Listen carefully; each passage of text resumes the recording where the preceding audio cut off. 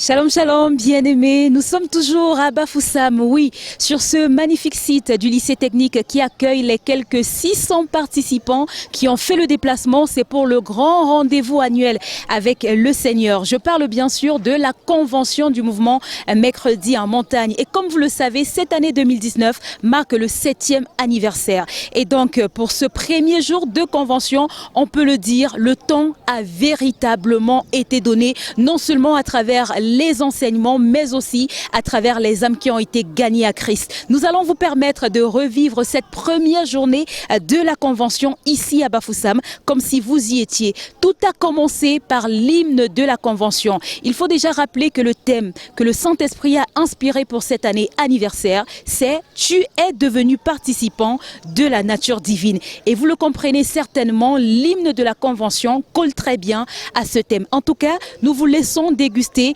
conduit naturellement par la magnifique équipe de la louange.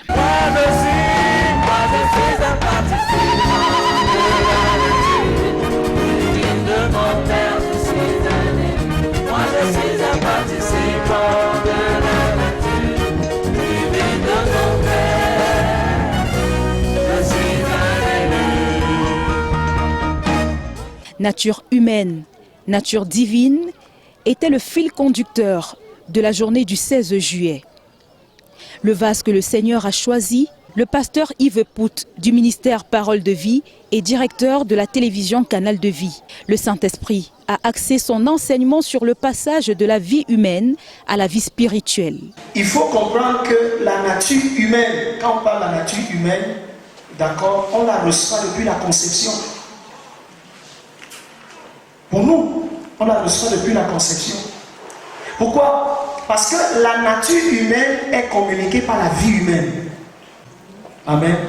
Nos parents, je veux dire nos parents, nos ancêtres et tous ces gens ont reçu un héritage du péché d'Adam.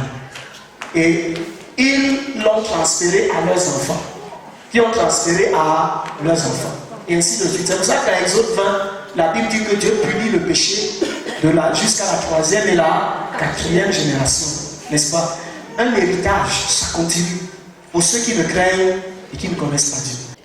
Mais la bonne nouvelle au détour de la nature humaine, c'est la repentance de l'homme au travers de son appel et de l'acceptation de Jésus-Christ. La Bible dit que lorsque nous croyons en Jésus, il nous arrache du royaume des ténèbres et il nous transporte dans le royaume de son Fils.